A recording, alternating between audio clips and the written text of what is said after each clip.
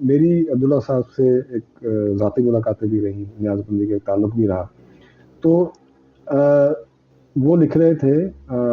نادار لوگ کے بعد آزاد لوگ. اچھا. جو ان کا ایک اگلا منصوبہ تھا جس پہ وہ کام شروع کر دیا ہوا تھا انہوں نے، اور مجھے نہیں پتا کہ انہوں نے لکھنا بھی شروع کیا تھا کہ نہیں، لیکن وہ اس پر بات کیا کرتے تھے کہ ان کا خیال تھا کہ اب وہ جنریشن ہے، وہ نسل ہے، اداس نسلیں اور نادار نسلوں کے بعد، کہ جو مدر پدر آزاد ہے اور جو نہ اس تجربے سے گزری جو کہ تقسیم کا تجربہ تھا،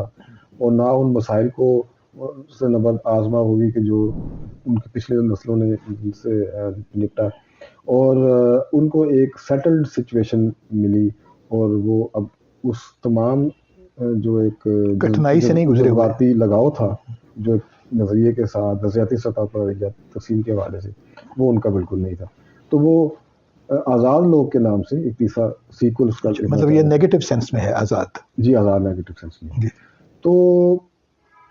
انہوں نے اس پہ مواد بھی کیا، جمع کیا تھا، اور کچھ ان کے ذریعے میں خاکہ بھی تھا.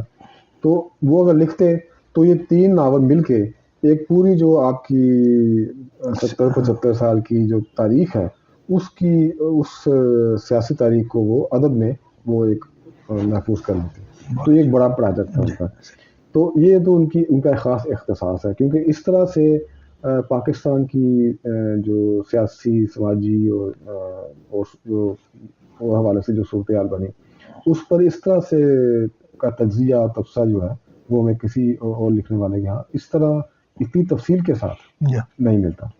اور اتنی درد مندی کے ساتھ نہیں ملتا. تو انہوں نے یہ اپنے فکشن کا ایک خاص بنا لیا، مرکزی خیال بنا لیا اس بات. تو انہوں نے لکھا اس پہ. اور لیکن ان کی جو ادبی جو قد بنتا ہے ان کا، وہ اس کے علاوہ ایسی خصوصیات ہیں ان کے فکشن میں. مثلا ان کی نثر ہے، وہ خود کہتے ہیں، ان سے جب بات ہوئی تو انہوں نے کہا کہ جی مجھ پہ لوگ اعتراض کرتے تھے کہ جی آپ کو اردو لکھنی نہیں آتی، اور یہ وہ لوگ کرتے تھے جو کہ اردو کے خالص پن پر جو اصرار کرتے ہیں کہ اردو کا خاص محاورہ ہے، خاص اس کا روزمرہ ہے، تو اسی طرح سے آپ کو لکھنا چاہیے. تو ان کا یہ خیال تھا کہ یہ جو اردو کا یہ جو ایک روپ ہے جو کہ کلاسیکل روپ آپ کہہ لیں یا پرانا روپ ہے، تو اس میں میرا اپنا ذاتی خیال بھی ہے کہ اس میں گمراہی کی صورتیں بہت ہیں. مثلا آپ جب اپنے آپ کو ایکسپریس کرنا چاہتے ہیں، اپنے ایک جذبے کے خالص پن کو آپ جب کاغذ پہ اتارنا چاہتے ہیں، تو آپ کو اس کے لیے لفظیات اپنے اس جذبے کی روشنی میں، اس کے رنگ میں رنگی ہوئی لفظیات کو استعمال کرنے کی ضرورت پڑتی ہے. جبکہ یہ جو بنے بنائے سانچے ہیں جسے آپ روزمرہ یا محاورہ کہتے ہیں، یہ بنے بنائے سانچے ہیں. تو آپ انہیں لکھنے سے ایسا سمجھتے ہیں کہ کمپرومائز کرتے ہیں، کمپرومائز کرتے ہیں کہ آپ نے اپنے آپ کو بیان کر دیا، لیکن وہ آپ کی جو اصل بات ہے جو کہ ایک بالکل مختلف لوکیل میں. آپ دیکھیں، آپ اگر سندھ میں بیٹھ کے لکھ رہے ہیں یا پنجاب میں پاکستانی اردو کہنا چاہیے نا، تو ان کا خیال یہ تھا کہ انہوں نے اپنی سہولت کے مطابق،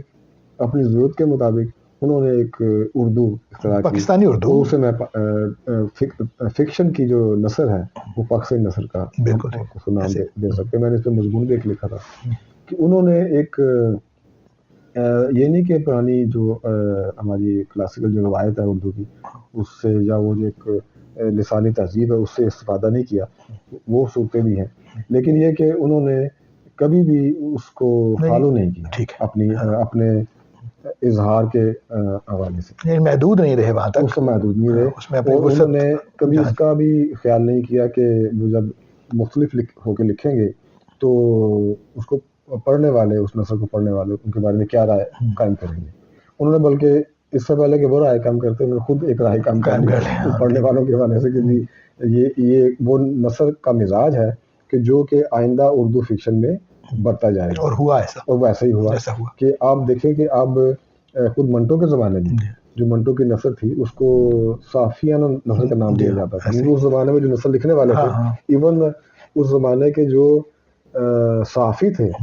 وہ بھی چراغ اسد جو ہے جی وہ بھی ایسی شستہ اور نستعلیق لکھ رہے تھے کہ جو اسے بہت جڑی ہوئی تھی کلاسیکل روایت سے. تو ان کے مقابلے میں یہ فکشن لکھ رہے ہیں اور ایسی نثر تھی کہ جو آج ہمارے لیے ایک ادبی اس زمانے کے حساب سے تو کیجول سمجھا جاتا تھا, لیکن وہ آنے والے زمانوں کی نثر لکھ رہے تھے, اور آج ہمارے لیے وہ نثر جو ادبی نثر کا ایک بہت اعلیٰ نمونہ مانی جاتی ہے. کھلا پن ہے اس میں, ایک اسی طرح سے ہر شے کے بیان کرنے کی طاقت ہے. عبداللہ حسین نے بھی ہاں بالکل ایسا ہے اس کے اندر, کیونکہ وہ اپنی مٹی کے ساتھ, اپنے لوکیل کے ساتھ, اس جغرافیے کے ساتھ جس میں آپ بیٹھ کے وہ لکھ رہے ہیں, جس میں وہ جذبات و احساسات پیدا ہو رہے ہیں کہ جس کو آپ نے بیان کرنا ہے,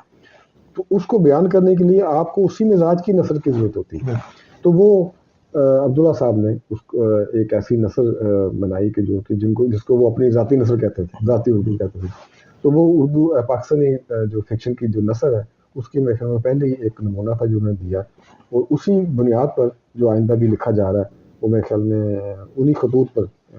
ہماری جو نثر ہے فکشن کی خاص طور پہ وہ چل رہی ہے. تو یہ اب اس نثر میں آپ دیکھیں کہ پاکستان کی بات کرتے ہیں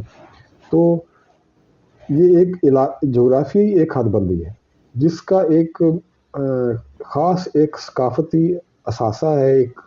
خاص ثقافتی تاریخ ہے جس میں بہت سے رنگ ہیں, تنوع ہے اس میں ثقافتوں کا. ان تمام ثقافتوں کا جو ایک اس کی جو ایک خوشبو ہے یا اس کا رنگ ہے وہ اس میں نثر میں آنا چاہیے اگر آپ یہاں کی نثر لکھیں گے, کیونکہ آپ یہاں بیٹھ کے ہی چیزوں کو چاہے آپ دنیا میں کتنی دور تک دیکھ رہے ہیں, لیکن جہاں آپ کے پیر گڑے ہوئے ہیں جس مٹی پر, تو اس مٹی کے جو ایک لمس ہے اس کی خوشبو کو اس کے اندر آنا چاہیے. تو یہ کسی وقت مرزا ظفر صاحب سے بات ہو رہی تھی تو انہوں نے بھی کہا کہ ہمیں اب کچھ ایسی بات کرنی چاہیے کہ یہ پنجاب کی اردو جو ہے یا اب جو اردو ہے اس کو وہ جب تک اپنے جغرافیائی جو ایک حد بندی ہے جو علاقہ ہے اس کا رنگ یا اس کی خوشبو نہیں لے گی, اس کے اندر وہ تاثیر پیدا نہیں ہو سکتی. بالکل صحیح. تو یہ بہت ضروری ہے, اور اس کے جب عبداللہ حسین صاحب لکھ رہے تھے تو ان پہ ان کی نثر کے حوالے سے بھی اعتراضات ہوئے, تو اس کا انہوں نے پھر یہ ایک حل نکالا کہ اپنی ایک ذاتی اردو بنا لی. تو نثر ان کی ایک ان کا اختصاص ہے. پھر ان کے ہاں ایک جو مجھے بہت ہانٹ کرتی ہے ان کے بیان میں, ان کے بیانیہ میں ایک اداسی کی ایک لہر ہے جو انڈر کرنٹ ہے اس کے اندر. اب وہ چاہے اداس نسلیں آپ دیکھیں اس میں ایک شروع کا جو حصہ ہے وہ اس میں ایک آپ کو ایک نا شگفتگی سی محسوس ہوگی, ایک شوخی سے محسوس ہوگی, ان کی نثر کے اندر ایک چربلا پن محسوس ہوتا ہے. اب وہ بھی ان کے مزاج کا ایک لہر ہے, لیکن ان تمام لہروں کے پیچھے ایک جو لہر چل رہی ہے وہ ایک اداسی کی ایک مدھم سی ایک لو جلتی رہتی ہے ہلکی ہلکی سی, وہ ایک ان کی ایک بہت ظاہر ہے جب آپ کا موضوع اداس نسلیں ہیں ہاں تو وہ کہیں نہ کہیں لیئر تو آپ کے نیچے کہیں زیریں ایک معاملہ چلے گا. تو یہ اداسی جو ہے ان کی ہاں ٹھیک بات ہے, کیونکہ موضوع میں بھی آتی ہے ان کے بہت سے افسانے ہیں, دھوپ افسانہ ہے ان کا, ندی افسانہ ہے, یہ سارے ٹریجک افسانے ہیں, اور ان کے اندر بھی آپ کو نثر جو ہے وہ اپنے موضوع کے ساتھ بالکل اس طرح ہم آہنگ ہو جاتی ہے.